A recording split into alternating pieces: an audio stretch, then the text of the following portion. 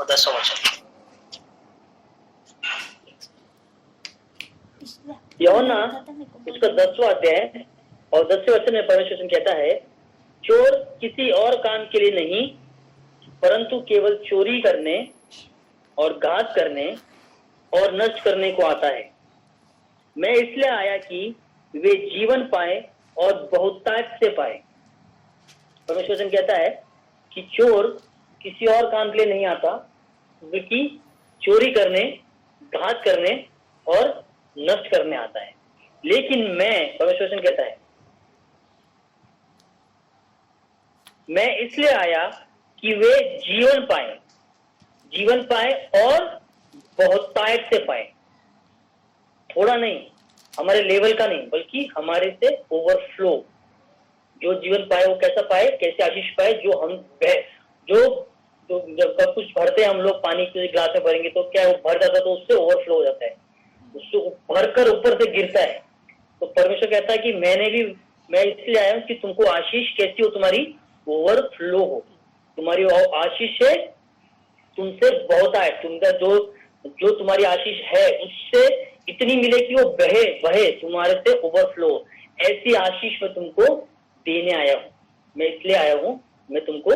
तो यीशु मसीह अभी आया क्या? यीशु मसीह 2000 साल पहले आके ये सब चीजें हमारे लिए करके गया कि हमको जो आशीष है वो हमारी आशीष ओवरफ्लो हो, हमारे से वो दे के गया है, वो हमको दे के गया है। परमेश्वर वचन कहता है कि पूरा हुआ। क्या पूरा हुआ? हमको आशीष देने का काम पूरा हुआ, सब कार्य पूरा हुआ, बल्कि बहुतायत से उसने हमको आशीष दी है, बहुतायत से आशीष दी है। लेकिन शुरुआत का वचन क्या कहता है कि चोर किस लिए आया? चोरी करने और क्या करने? घात करने और क्या करने? घात करने और नष्ट करने और घात करने और नष्ट करने को आता है। तो वो चोर क्या कर रहा है? वो हमारा जो ओवरफ्लोइंग ब्लेसिंग है उसमें से उसने हमारे आधे से ज्यादा ब्लेसिंग को निकाल के ले लिया है। मतलब एक गिलास पानी है, वो बह रहा है, तो लेकिन उसने क्या किया? वो ग्लास में से भी अब इतना पानी रह गया, इतनी ब्लेसिंग रहेगी लोग, एकदम थोड़ी नीचे बॉटम में इतनी सा एक लहर होगा आशीष का, वो भी जिससे हम लोग जी रहे हैं, खा रहे पी रहे। बल्कि हमारी ब्लेसिंग परमेश्वर ने कितनी दी? हमको ओवरफ्लो दी है। लेकिन वो हमारी कितनी आशीष चुरा रहा है उसमें से? कौन चोर? कौन? शैतान। वो उसने हमारी उतनी आशीषों को उसने चुरा लिया है। क्योंकि परमेश्वर कहता है कि मैं किस लिए आया? मैं तो ओवरफ्लो ब्लेसिंग देने आया तुमको। और उसने दे के चला गया, उसने अपना काम पूरा किया, उसने अपना काम अधूरा नहीं किया। यीशु मसीह ने आज के अधूरा काम करके नहीं गया। जो बोल रहा है कि मैं आया हूं बहुतायत से आशीष देने के लिए, तो बहुतायत का आशीष हमको दे के गया है। वो आधा काम करके नहीं गया, वो आधा अधूरा काम नहीं करता, कभी पूरा काम करता है। लेकिन उस ब्लेसिंग में से चोर ने क्या किया? कौन चोर? शैतान ने क्या किया?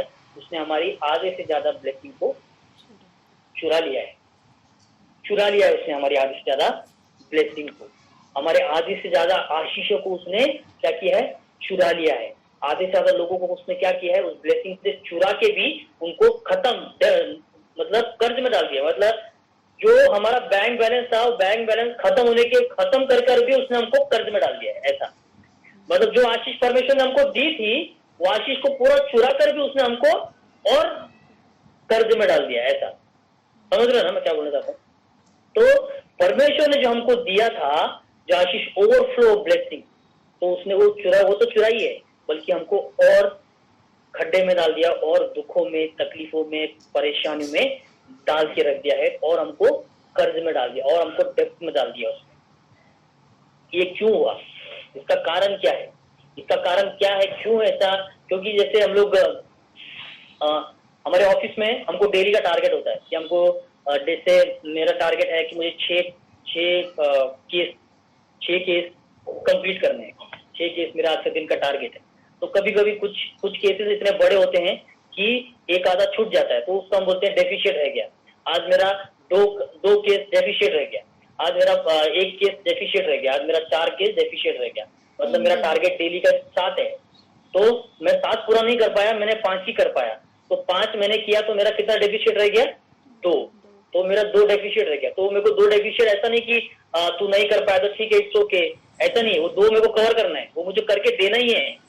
तो ऐसे अगर फिर नेक्स्ट डे भी, दूसरे दिन भी मेरा 7 का मेरा टारगेट है, तो दूसरे दिन भी मैं आज मैंने 5 किया था, दूसरे दिन मैंने 4 ही कर पाया, तो कितना हो गया?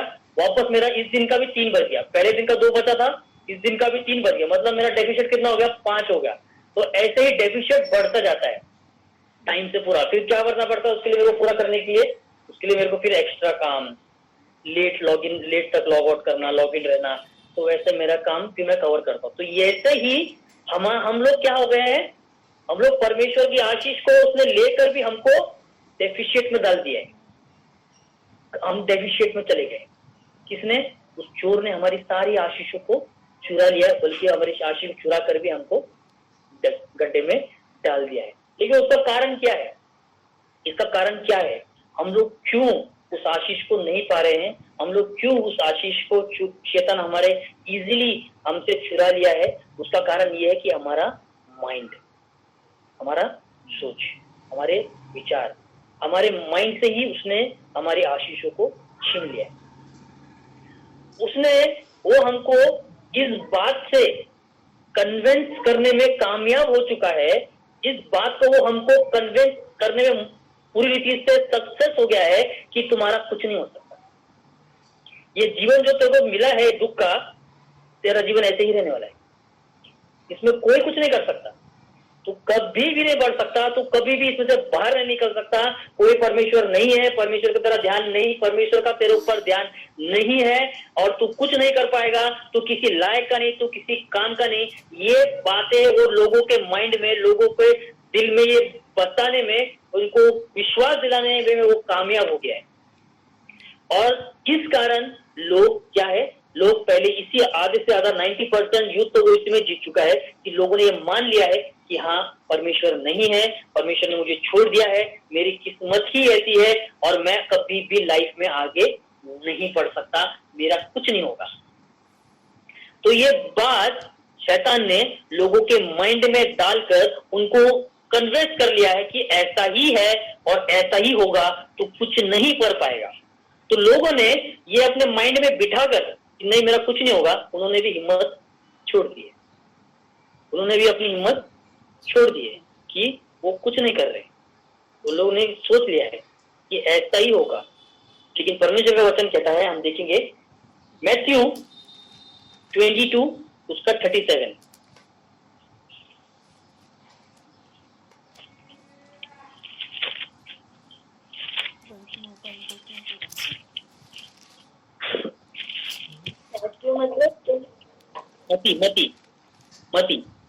मती 22वां अध्याय 37 22:37 उसमें परमेश्वर कहता है, उसने उससे कहा, तू परमेश्वर अपने प्रभु से अपने सारे मन और अपने सारे प्राण और अपनी सारी बुद्धि से, बुद्धि के साथ प्रेम रख। किसके साथ? बुद्धि के साथ। सिर्फ अगर शरीर से प्रेम करे, शरीर के द्वारा प्रेम करेगा कि मैं शरीर से प्रेम करता हूं, शरीर के द्वारा प्रेम दिखाओगे कि हम प्रार्थना में बैठे हैं, लेकिन बुद्धि किधर और है, बुद्धि से प्रेम नहीं रख रहे, बुद्धि किधर और है, किधर और घूम रही है। चर्च में बैठे हैं लेकिन शरीर के द्वारा प्रेम दिखा रहे परमेश्वर को, लेकिन बुद्धि से नहीं दिखा रहे, तो बुद्धि हमारी किधर और भटक रही है। तो परमेश्वर कहता है कि हम लोग कभी भी परमेश्वर का वो ज्ञान को प्राप्त नहीं कर पाएंगे। हमारी बुद्धि जो है, वो माइंड जो है, वो हमारी स्पिरिचुअल लाइफ के लिए बहुत ही इंपॉर्टेंट है, क्योंकि विचार जो हमारे अंदर आते हैं वो हमारे इधर आते हैं। शैतान जो हमारे मन में डालता है, हम उसी के अनुसार, परमेश्वर जो डालता है उसी के अनुसार, जो हमारे बुद्धि में आता है उसी के अनुसार कार्य करते हैं। मेरा मन हुआ पानी पीने का, कहाँ पे मेरा मन पहले इधर मेरी बुद्धि में आया पानी पीना है, तो मैं उठूंगा तब जाऊंगा। ऐसा नहीं कि मेरे माइंड में कुछ नहीं है फिर भी मैं गया हूँ कुछ करने के लिए, पहले हमारे माइंड में आता है। तो शैतान क्या करता है, हमारे माइंड से खेलता है। तो हमारे माइंड में वो ये लोगों के दिमाग में डाल चुका है कि तुम्हारा कुछ नहीं होगा, तू कितनी भी मेहनत कर ले, कितनी भी प्रार्थना कर ले, तेरा कुछ नहीं होगा।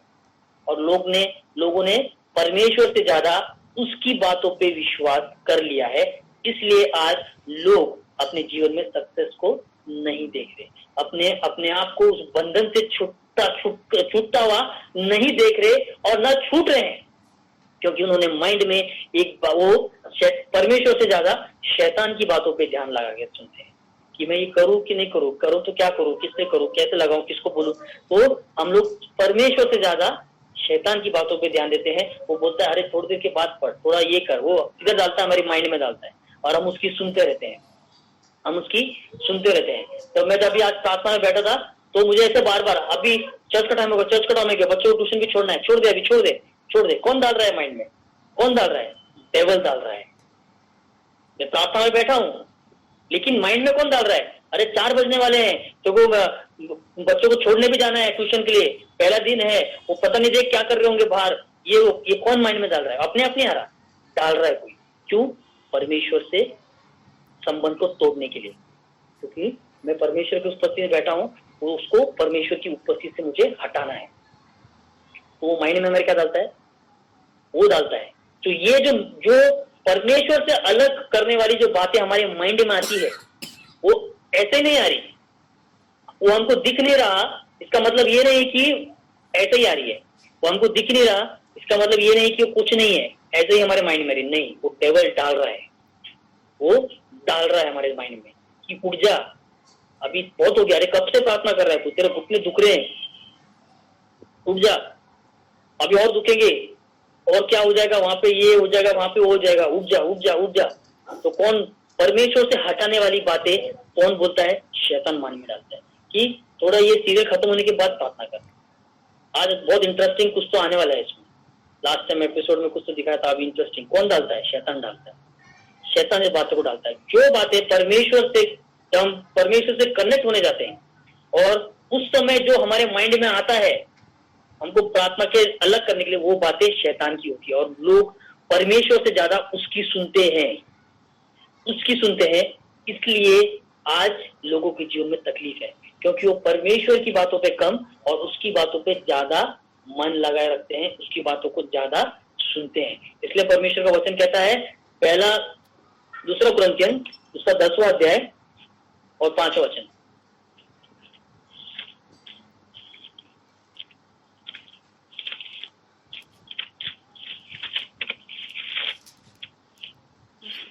दूसरा कुरिन्थियन उसका 10वां अध्याय और 5वें वचन में परमेश्वर कहता है, इसलिए हम कल्पनाओं का, कल्पनाएं जो हमारे बुद्धि में आती है, कल्पनाओं का, जो कल्पनाएं हमारे माइंड में आती रहती है, कल्पनाओं का और हर एक ऊंची बात का जो परमेश्वर की पहचान के विरोध में, हर एक वो बातें जो परमेश्वर के बातों के विरोध में, मतलब सांसारिक बातें, सांसारिक इच्छाएं, जो संसार की बातें जो हमारे बुद्धि में आती है प्रार्थना के टाइम पे, या फिर प्रार्थना हम नहीं कर रहे तभी भी हमारे माइंड में आने वाली बातें जो सांसारिक है वो ऐसे नहीं आ रही, वो डेविल डाल रहा है, वो डेविल डाल रहा है।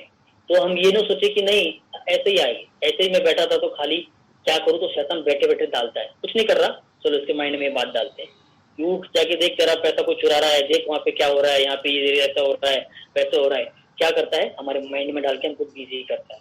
या फिर कुछ नहीं कर रहे तो अरे तेरे को उसने उस टाइम ऐसा बोला था, इस टाइम ऐसा बोला था, तेरा घर हड़प लेगा, तेरा ये ऐसा कर लेगा, तेरी प्रॉपर्टी चुरा लेगा, ये कर। बैठे बैठे क्या करता है शैतान? माइंड में कल्पनाएं डालता रहता है, कल्पनाएं डालता रहता है। फिर उससे हम लोग अरे हाँ ऐसा हो गया तो, ये हम अलग सोचते हैं, अरे ऐसा हो जाएगा तो, मेरा कोई छीन लेगा तो, मेरा कोई ऐसा करेगा तो, इमीडिएटली हम फोन लगा के उससे फिर बात करें, तूने मेरे को उस दिन ऐसा बोला था, कुछ काम नहीं था, बैठे बैठे शैतान ने डाला, हमने उस पर रिएक्ट किया, हमने उसकी बात सुनी, फिर हम उसको बोलते तूने उस दिन मुझे ऐसा बोला था, मुझे बहुत बुरा लगा था, उसने मुझे बताया था, उससे मुझे पता चला था। तो ये कहाँ से शुरुआत होती है? बैठे बैठे शैतान हमारे क्या करता है? माइंड में बातों को डालता रहता है और हम लोग क्या करते हैं? उसकी बातों को बहुत अच्छे से सुनते हैं। परमेश्वर की बातों पे हमारा कान कम रहता है, उसकी बातों पे ज्यादा, वो हमारे माइंड में डालता रहता है, हम लोग उसको इजीली लेते रहते हैं, सुनते रहते हैं और उसके बाद उसको सुनकर हम लोग करते हैं। इसलिए हम लोग आज जो आशीष, जो डेफिशिएट में हम लोग है, ये इसी कारण है, इसी कारण हम लोग डेफिशिएट में, कर्ज में डूबे, अंदर ही अंदर हम घुसते जा रहे हैं।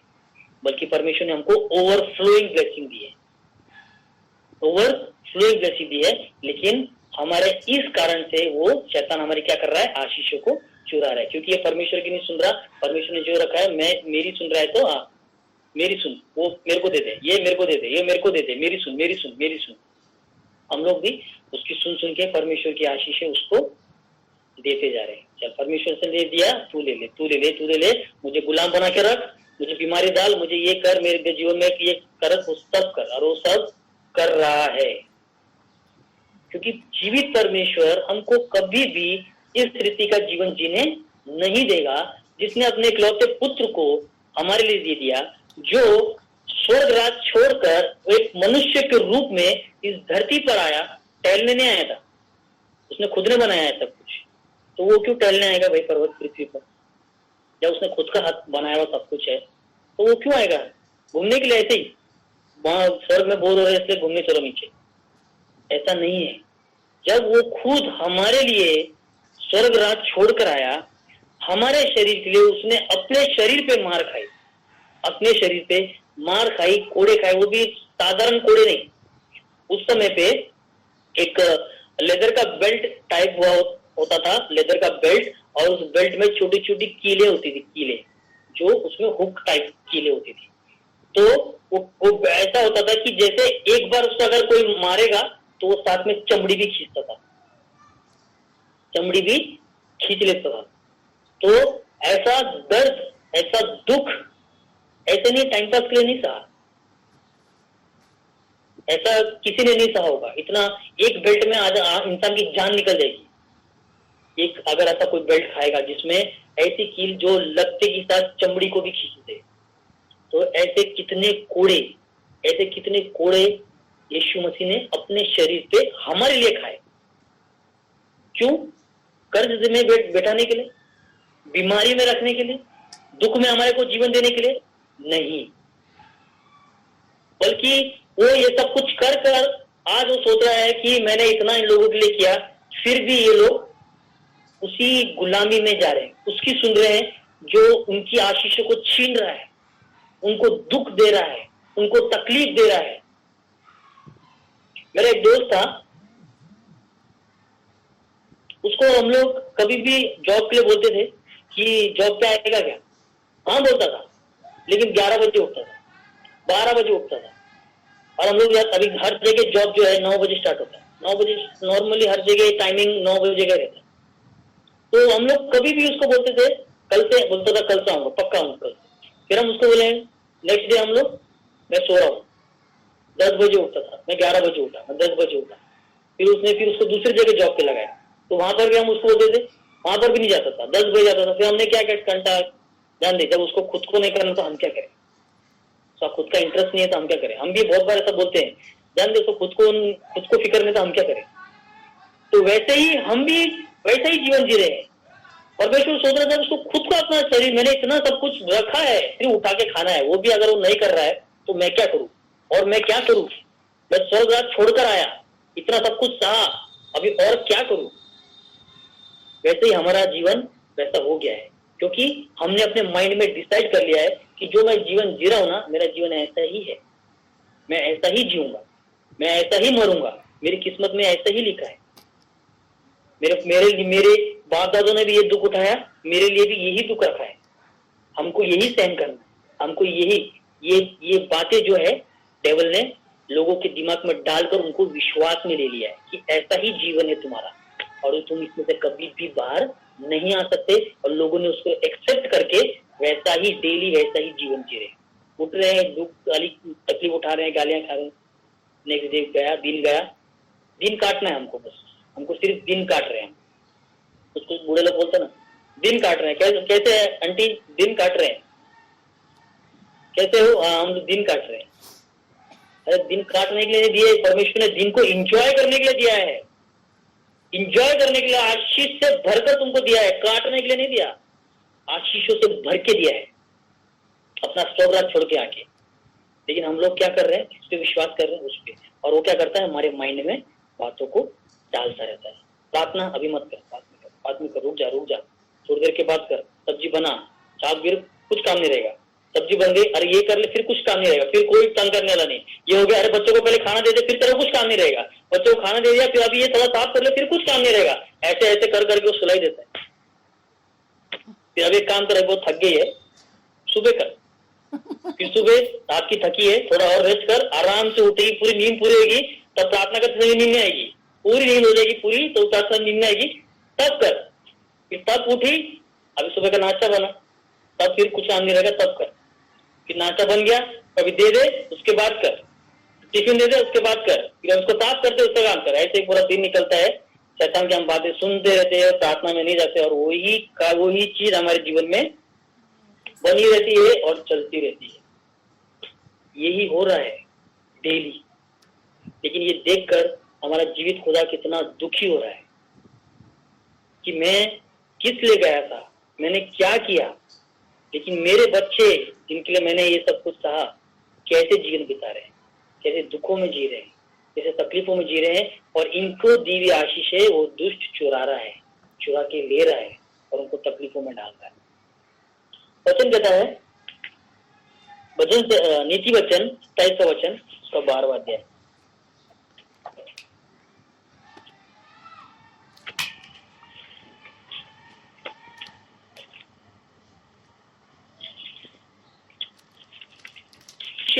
विपत्ति को आती देखकर छिप जाता है, परंतु भोले लोग आगे बढ़े चले जाते हैं और बाद में हानि उठाते हैं। लेकिन बुद्धिमान मनुष्य अपनी बुद्धि से काम लेते हैं, वो शैतान की बातों को नहीं सुनते। नहीं, ये नहीं होगा, ऐसा नहीं होगा, मैं प्रार्थना करूंगा, मैं प्रार्थना करूंगी, ये नहीं होगा जो तूने मेरी बुद्धि में डाला है। वो मेरा काम बिगड़ेगा? नहीं बिगड़ेगा, मैं प्रार्थना करूंगी। वैसा होगा? नहीं होगा, मैं प्रार्थना करूंगी। हम घुटने टेक के प्रार्थना करेंगे। हमारा परमेश्वर जीवित परमेश्वर है, ऐसा नहीं होगा। हम इसको यीशु के नाम से रद्द करते हैं, कैंसिल करते हैं। तो बुद्धिमान लोग क्या करते हैं? बुद्धिमान मनुष्य क्या करता है? विपत्ति को आके देखता है और क्या करता है? छिप जाता है। छिपता मतलब 91 में हम पढ़ते हैं, जो परम प्रधान की छाया स्थान में बैठा रहे वो सर्वशक्तिमान की छाया में ठिकाना पाएगा। सर्वशक्तिमान की छाया में ठिकाना पाएगा। कौन? जो परम प्रधान की छाया में बैठे रहे। तो हम लोग किधर? परमेश्वर कहता है 91 में कि तुम उसके पंखों की आड़ में, वो तुझे बलिए के जाल से और महामारी से बचाएगा। वो तुझे अपने पंखों की आड़ में ले लेगा, वो तुझे अपने पंखों की आड़ में ले लेगा, और तू उसके पैरों के नीचे शरण पाएगा। और उसके पैरों के अंदर हाथ डालने की हिम्मत किसमें है? दुष्ट उसके पैरों में हाथ डाल के हमको निकाल सकता है क्या बाहर? नहीं निकाल सकता, हमको छू भी नहीं सकता। तो जब हमारी बुद्धिमान मनुष्य क्या करता है? ऐसी बातों को इग्नोर करता है। नहीं, जब प्रार्थना हो क्या करता है? छिप जाता है परमेश्वर में वचन परमेश्वर है, तो इसमें छिप जाता है, इसमें छप जाता है। जब वो दुख का कुछ समाचार सुनता है कि ऐसा हो जाएगा क्या, ऐसा होएगा, जब शैतान डालता है तो क्या करता है? परमेश्वर में छिप जाता है। परमेश्वर क्या है? वचन।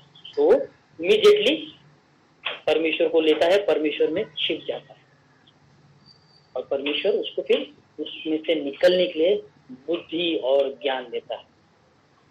आमीन। नीति वचन उसका 23वां अध्याय और 7वां वचन। तो परमेश्वर कहता है, क्योंकि जैसा वो अपने मन में विचार करता है वैसा वो आप है। जो मनुष्य अपने मन में जिस रीति का विचार लाता है वो मतलब वो वैसा ही है। क्यों? जैसा मन में विचार है वो वैसे ही करेगा ना। विचार एक और करेगा दूसरा, ऐसा कभी नहीं होता। जिसके मन में जो विचार होता है वो वैसा ही करता है। तो परमेश्वर क्या कहता है? क्योंकि जैसा वो अपने मन में विचार करता है वैसा वो आप है, वो वैसा ही है। क्यों? क्योंकि विचार डालने वाला कौन है? शैतान है। तो शैतान जो विचार डालता है और वो इंसान वैसा जो, और उसको जो एक्सेप्ट कर लेता है वो वैसा ही करता है जो उसने उससे स्वीकार किया है। अगर मैंने इसका स्वीकार कर लिया कि हाँ अभी प्रार्थना मत कर, तो मैं वैसा ही हूं। अगर मैं स्वीकार नहीं करूंगा, नहीं मैं तेरी बातों को स्वीकार नहीं करता, मैं क्या करूंगा? इमीडिएटली वचन प्रार्थना के लिए बैठ जाऊंगा। लेकिन मैंने उसके जो विचार डाले और मैंने उसको स्वीकार कर लिया तो मैं वैसा ही हूं और मैं वैसा ही करूंगा। तो जैसा मैंने मन में ठान लिया, जैसे मन में मैंने विचार कर लिया, मैं वैसा ही आप हूं। तो हमारा मन हमारे बुद्धि में कौन शैतान क्या मैसेज डाल रहा है, क्यों डाल रहा है, इस पर हमको ध्यान देना जरूरी है कि मेरे अंदर क्या विचार आ रहे हैं, मुझे क्या विचार डाला जा रहा है, हमको उसको एक्सेप्ट नहीं करना है। हमको परमेश्वर की बातों पे मन लगाना, परमेश्वर की बातों पे ध्यान देना, और वो जो आशीष उसने चुराई है उसको हमको वापस लेना है। और हम जब वो कब लेंगे, तब हम उसकी बातों को सुनना बंद कर देंगे। अपने मन को उसकी ओर से हटा के परमेश्वर की बातों पे जब हम लगाएंगे, तब हमारा डेफिशिएट कवर होगा। हमारा जो डेफिशिएट में अभी हम लोग है, वो डेफिशिएट हमारा कवर होगा, और वो जो ओवरफ्लोइंग ब्लेसिंग जो हमारी परमेश्वर ने हमको दी है, वो हमको वापस मिलेगी। इफिसियों उसका 5वां अध्याय, उसका 15 और 16 वचन।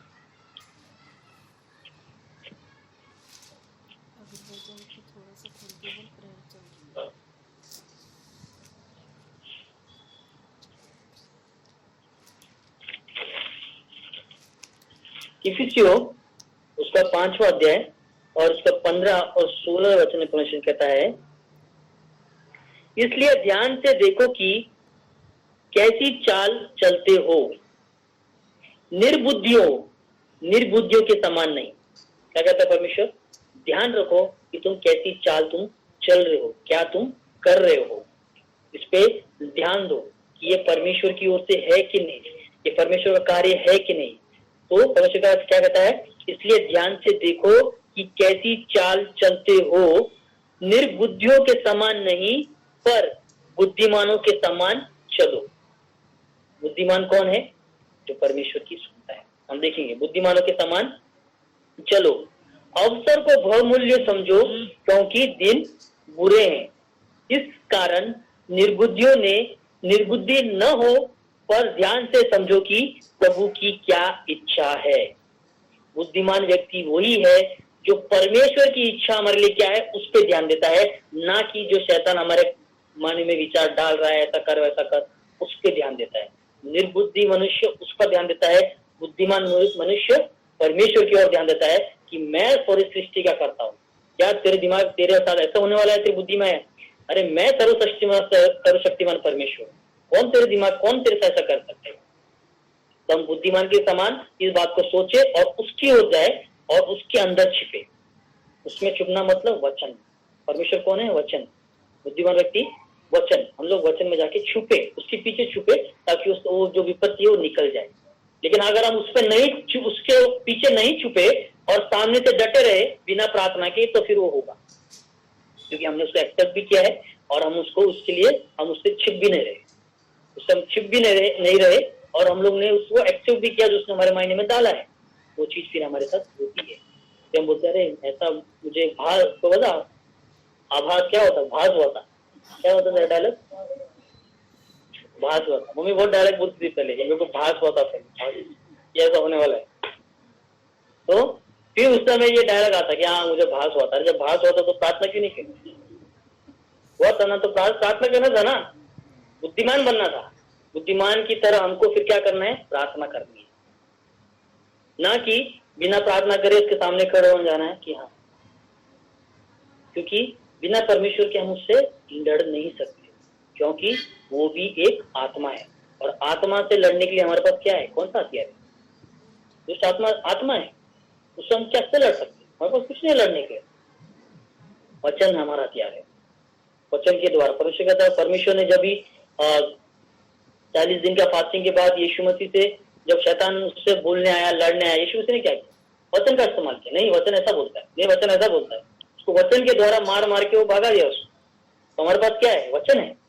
लेकिन उसको भगाने के हमारे पास वचन होने चाहिए, तब हम उसको भगा सकते हैं कि भाई वचन ये बोलता है, वचन ये कहता है। हम जब वचन में छिपेंगे तब जाके हम बोलेंगे और बताएंगे और वो विपत्ति हमसे टल जाएगी।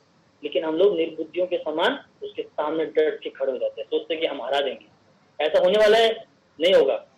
अपने बल पे भरोसा करके, अपनी शक्ति पे भरोसा करके उसमें कूद जाते हैं और हानि उठाते हैं।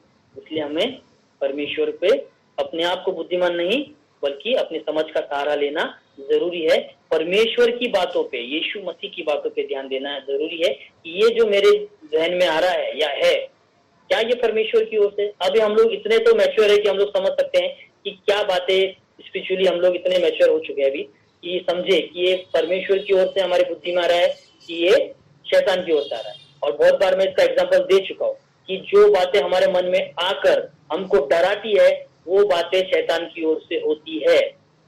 जो बातें हमारे अंदर आके हमको आनंद और खुशियां देती है वो बातें परमेश्वर की ओर से होती है। और परमेश्वर हमको बताता है कि मैंने तेरे लिए जीवन रखा है, मैंने तेरे लिए रखा है, मैं चाहता हूँ तेरा जीवन ऐसा हो।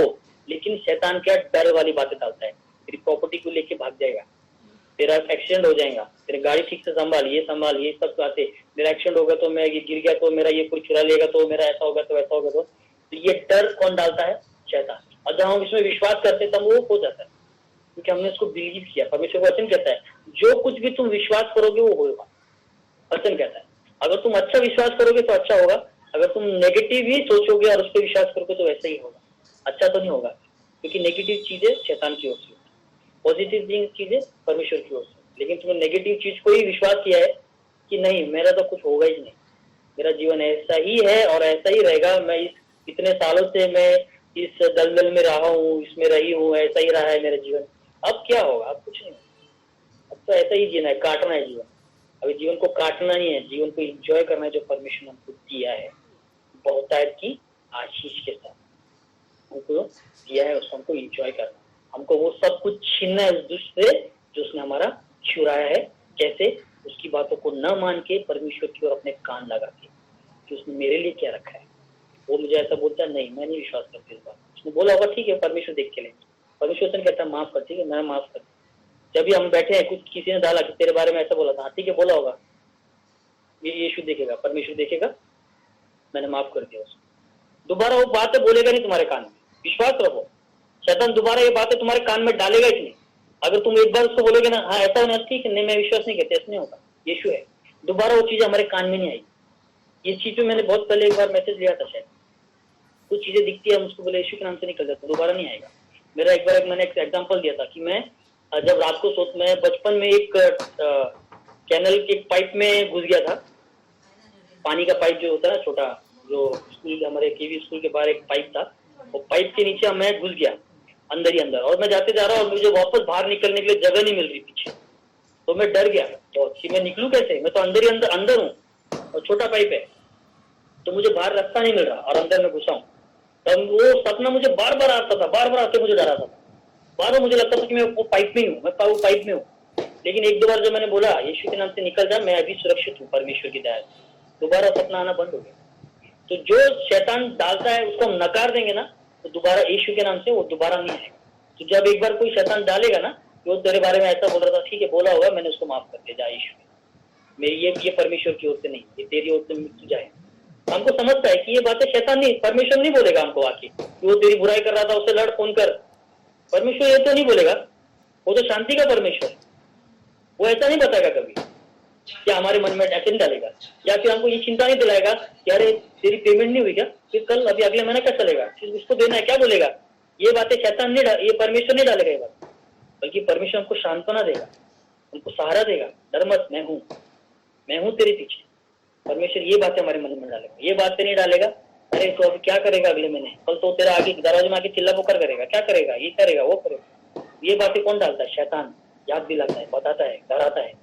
तो हमको अगर बोला नहीं मेरा परमेश्वर देख ले, परमेश्वर वो देख ले, वो कर ले, वो दोबारा आके डराएगा नहीं, दोबारा आके बताएगा नहीं। तो हम लोग पहचान सकते हैं इससे कि कौन सी बातें परमेश्वर की हमारे बुद्धि में आ रही है और कौन सी बातें शैतान की आ रही है।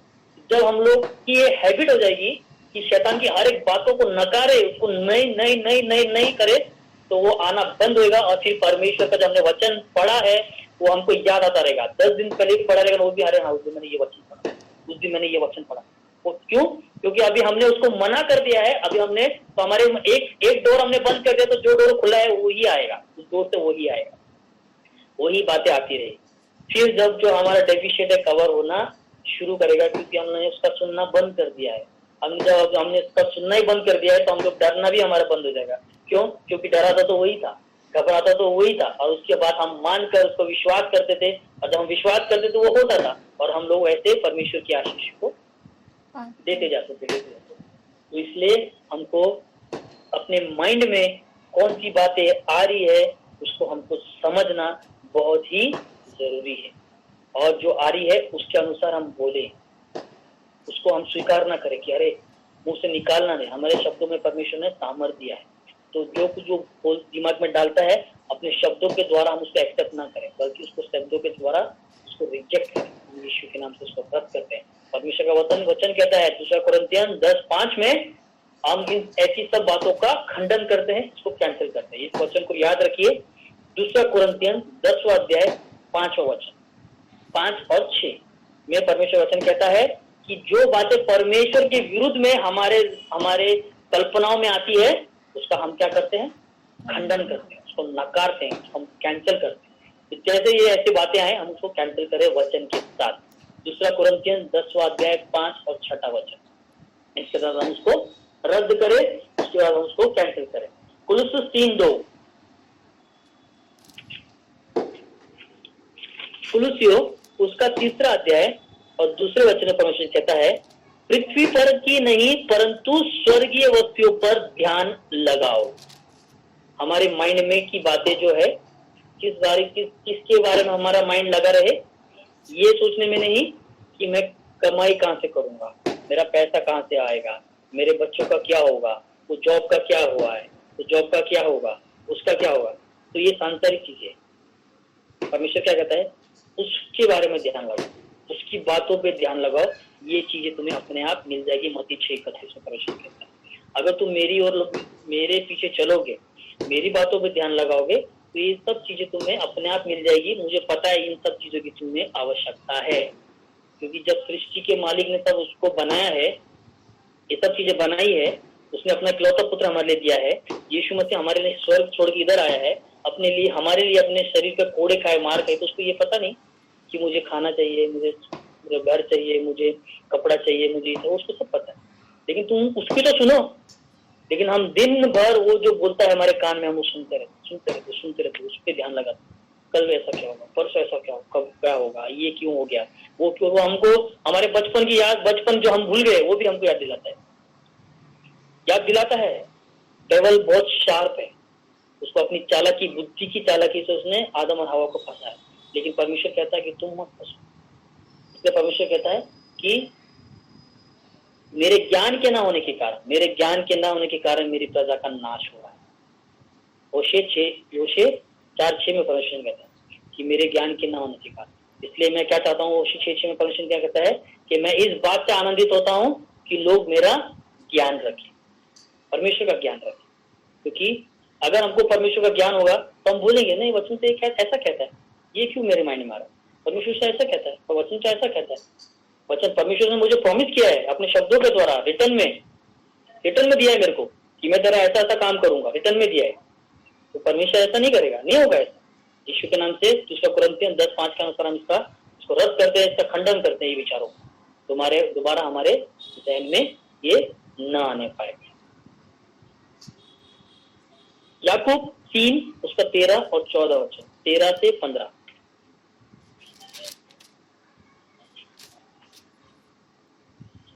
याकूब 3 उसका 13-14 वचन में परमेश्वर कहता है, तुम में ज्ञानवान और समझदार कौन है? कौन है तुम में से ज्ञानवान और समझदार कौन है, जो ऐसा हो वो अपने कामों को अच्छे चाल चलन से उस नम्रता सहित प्रकट करे जो ज्ञान से उत्पन्न होती है। पर यदि तुम अपने दिमाग में, मन में जो शैतान ने डाला है, मन में कड़वी डाह और विरोध रखते हो, तो सत्य के विरोध में तुम घमंड करते हो। किसके विरोध में? जो सत्य परमेश्वर ने हमको दिया है, वो चीजों को मानकर वैसा कर और उसके विरोध में हम लोग परमेश्वर के उस बात पे हम लोग घमंड कर रहे हैं कि अरे मैं क्या हूँ, मेरा पोजीशन क्या है, मैं क्या लेवल पे हूँ, मेरे पास क्या क्या है। तो हम लोग उसके विरुद्ध में घमंड करते हैं। लेकिन ज्ञानवान क्या करता है? ज्ञानवान परमेश्वर की बातों पे ध्यान लगाता है कि मेरे जहन में, मेरी बुद्धि में वही बातें आए जो परमेश्वर की ओर से, जो परमेश्वर की हो। जो परमेश्वर ने मेरे डाली, और हम लोग उसको आराम से रिकग्नाइज कर सकते हैं, आराम से हम लोग उसको समझ सकते हैं कि ये परमेश्वर की ओर से है या उस दुष्ट हमारे अंदर डाल रहा है। प्रार्थना करते समय कभी कभी लगता है अरे क्रिस गिर गया, अरे क्रिस गिर गया, क्रिस का क्या देखो, क्या अरे क्या आवाज आई जोर की, क्या हुआ पता नहीं, जा उठ, देख देख क्या किया उसने। क्या करता है वो? प्रार्थना से उठाने की कोशिश करता है, वो चाहता है कि ये प्रार्थना से उठे, ये प्रार्थना छोड़े। तो हम समझ सकते हैं कि नहीं ये परमेश्वर की बातें नहीं, ये शैतान की बातें है, शैतान मन में डाल रहा है। हमको लगता है कि नहीं ऐसे ही आई है, ऐसे ही आई है। कुछ भी चीज हमारे मन में ऐसे नहीं आता, या तो एक परमेश्वर की ओर से आएगा या तो You have a car. पर काम करती है, एक पवित्र आत्मा, परमेश्वर का आत्मा, और एक दुष्ट की आत्मा। तो हमको उसमें पहचानना है कि परमेश्वर की आत्मा की क्या हमको क्या बातें आ रही है और दुष्ट की क्या बातें आ रही है। और जो दुष्ट की है अगर हम उसको लेंगे तो वो हमारी आशीष को जो परमेश्वर ने दी है वो चुराता रहेगा। परमेश्वर की आत्मा हमको शांति देती है, हमको आनंद देती है, हमको विश्वास दिलाती है कि वो जीवित परमेश्वर है, मत डर, वो है, वो है। तो तुम्हारे हर एक कार्य को अपने हाथों में लेगा, तो तुमको ऐसे नहीं छोड़ेगा, वो ऐसे नहीं छोड़ेगा। जिसने अपने लिए स्वर्ग छोड़ा तुमको ऐसे ही छोड़ देगा। अपना स्वर्ग राज छोड़कर यहाँ पे आया तो वो तुमको ऐसे क्यों छोड़ देगा? तो पवित्र आत्मा हमको ये विश्वास दिलाती है, हमको ये भरोसा दिलाती है, किसी भी बात में मत डर। यशायाह 41:10, मत डर क्योंकि मैं तेरे संग हूँ, इधर उधर मत भाग क्योंकि मैं तेरा जीवित परमेश्वर, मैं तेरी सहायता करूंगा और मैं तुझे दृढ़ करूंगा, दृढ़ करूंगा, और मैं तुझे अपने धर्मी हाथों से संभाले रखूंगा, अपने धर्मी हाथों से मैं तुझे संभाले रखूंगा। तो हमको उसकी बातों पे विश्वास करना है, ना कि इसके बातों में कल वो ये आके तंग करेगा, वो तंग करेगा, उसका पैसा ये, उसकी बातों पे क्यों ध्यान देना? वो आके जब वो जो देता है उस पर हम विश्वास, हमारा ध्यान ज्यादा उसको तक क्यों? क्योंकि हमारे आत्मिक कमजोरी के कारण हमारा ध्यान उस पर ज्यादा चल बढ़ जाता है, क्योंकि हम आत्मिक कमजोर है। आत्मिक रीति से मजबूत होने के लिए हमको परमेश्वर के पीछे छुपना जरूरी है, वचन पढ़ना चलना जरूरी है। आगे वचन देखेंगे मत्ती 16:16, मैथ्यू 16, मत्ती 16 के 16 में परमेश्वर कहता है कि शमौन पतरस ने उत्तर दिया, तू परमेश्वर का पुत्र है। यीशु ने उसको उत्तर दिया, हे शमौन योना के पुत्र, तू धन्य है, क्योंकि मांस और लहू ने नहीं परंतु मेरे पिता ने जो स्वर्ग में है ये बात तुझ पर प्रकट करी है। जो तूने बोला है कि तू परमेश्वर का पुत्र है, ये तेरे शरीर और तेरे लहू के द्वारा नहीं आया, वो बातें पिता ने तेरे जहन में प्रकट करी और वो तूने बोली। तो इससे ये बातें, ये वचन हमको ये बताता है कि विचार जो आते हैं वो परमेश्वर की ओर से आते हैं। तो इस विचारों को शैतान पता है कि विचारों के द्वारा परमेश्वर बात करता है, इसलिए वो हम उसकी बात, विचारों को ना सुने, ना ध्यान दे, इसलिए वो भी हमारे दिमाग में गड़बड़ी डालता है। विचारों में हमको इतना डुबो के रखता है, इतना बहो करके रखता है कि हम उसकी बातों पर ध्यान देते नहीं। तो ये वचन हमको बताता है कि विचार परमेश्वर की ओर से आते हैं। तो परमेश्वर ने, यीशु ने क्या कहा? ये तुझे किसी माँ से लहू ने नहीं प्रकट किया, पिता ने तेरे अंदर प्रकट किया जो तूने बोला कि तू परमेश्वर का पुत्र है। उसी का 16 का ही 21 देखेंगे। उस वचन कहता है कि उस समय से यीशु अपने चेलों को बताने लगा, उस समय से यीशु अपने चेलों को बताने लगा, अवश्य है कि मैं यरूशलेम को जाऊं। यीशु बता रहा है उनको, ये अवश्य है, ये जरूरी है, ये जरूरी है कि मैं यरूशलेम जाऊं। क्यों यरूशलेम जाऊं? ये जरूरी क्यों है? क्योंकि अगर मैं तुम्हारा लहू, तुम्हारा पाप धोने के लिए मेरा ही एक पवित्र लहू है जो उससे धुल सकता है। अभी भेड़ बकरियों का लहू नहीं चलेगा क्योंकि पाप बढ़ गए हैं। अभी तुम्हारे पाप इतने बढ़ गए हैं कि अभी लहू से, इसके भेड़ बकरी के लहू से काम नहीं चलेगा। अभी मेरे लिए जरूरी हो गया कि तुम्हारे लिए और आने वाली पीढ़ी के लिए एक ही बार तुम्हारा सबका पाप में अपने पवित्र लहू के द्वारा धो दूं। तो ये चीज यीशु मसीह बता रहा है कि उस समय से यीशु अपने चेलों को बताने लगा, अवश्य है कि मैं यरूशलेम को जाऊं और पुरनियों और प्रधान याजकों और शास्त्रियों के हाथ से बहुत दुख उठाऊं और मार डाला जाऊं और तीसरे दिन जी उठ। ये भी बता रहा है, यीशु ये भी बता रहा है कि मैं तीसरे दिन जी भी उठूंगा। मैं मार भी खाऊंगा, सब करूंगा, तीसरे दिन जी भी उठूंगा। इस पर पतरस ने उसे अलग ले जाकर झिड़कने लगा, हे प्रभु, परमेश्वर ना करे तेरे साथ ऐसा कभी न होगा।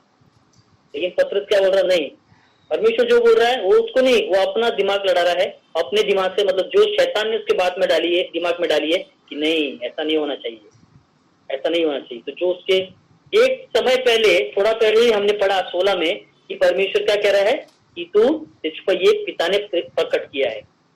और इसी वचन में उसके आगे ही उसी के 22 में परमेश्वर कहता है उसको, इस पर उसने मुड़कर पतरस से कहा, हे शैतान मेरे सामने से दूर हो।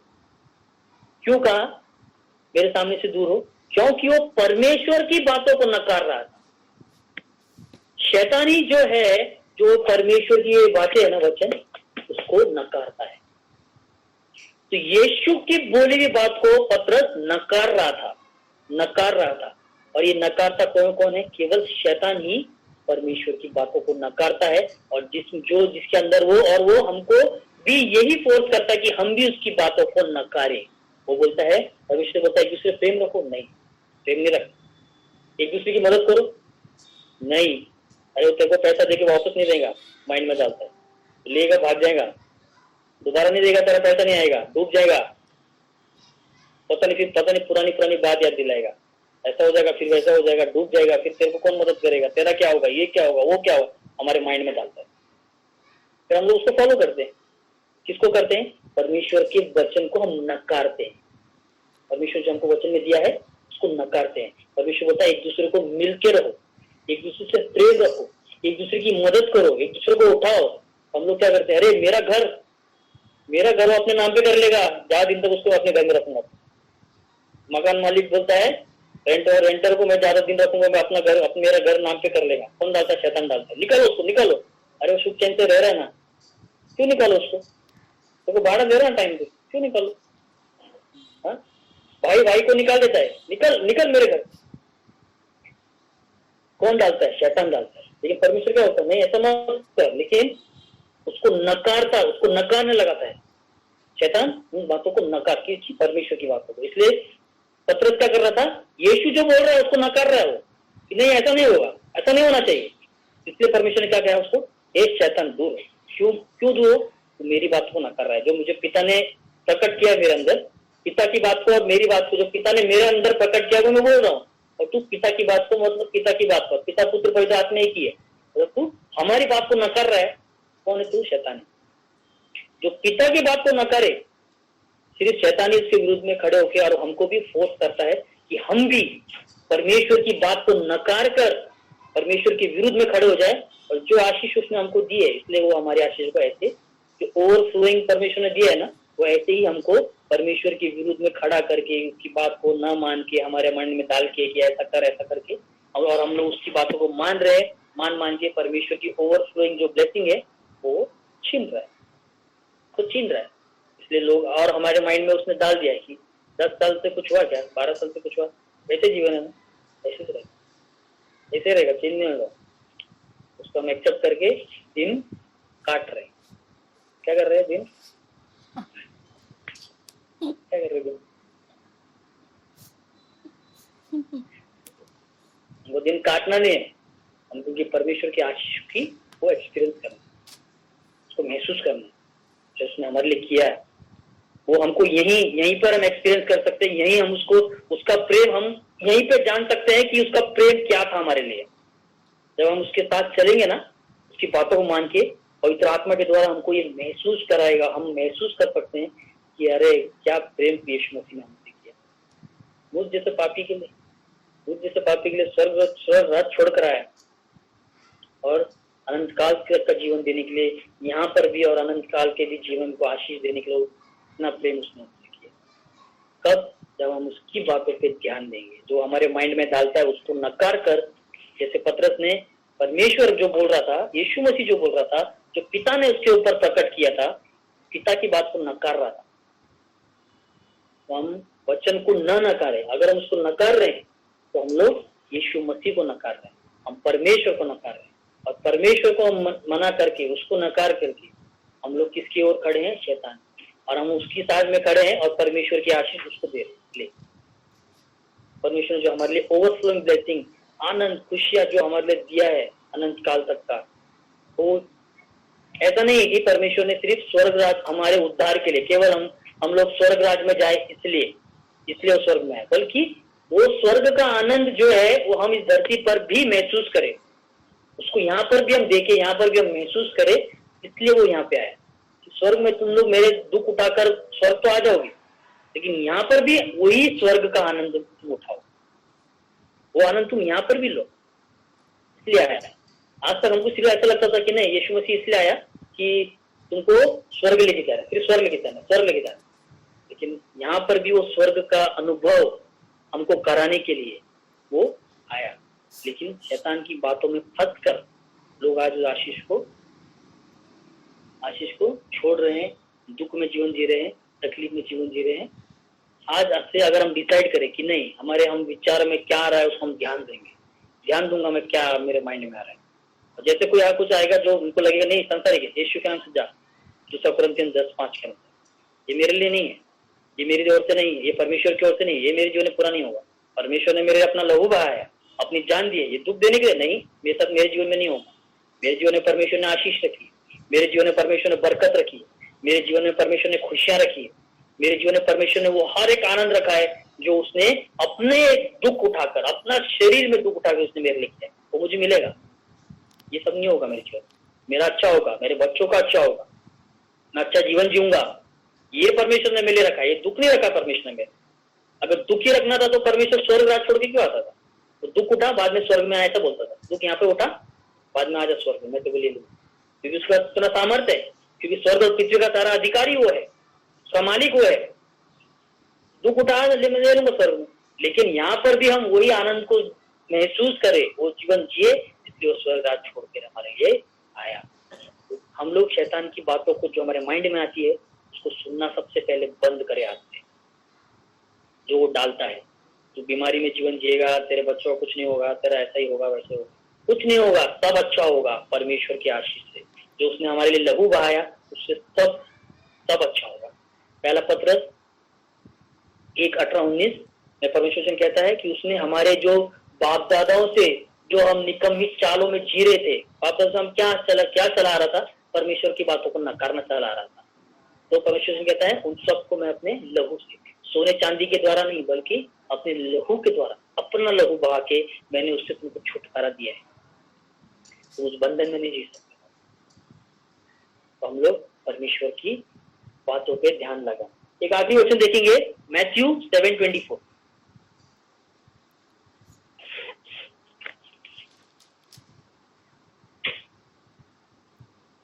धीरे धीरे 8 लगे, मत्ती 7:24।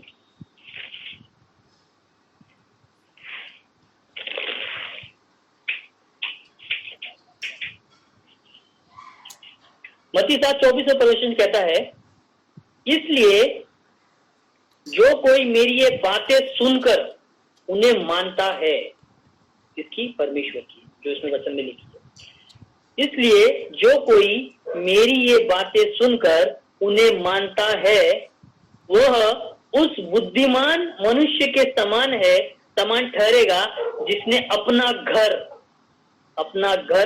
चट्टान पर बनाया है, जिसने अपना घर चट्टान पर बनाया है। कौन?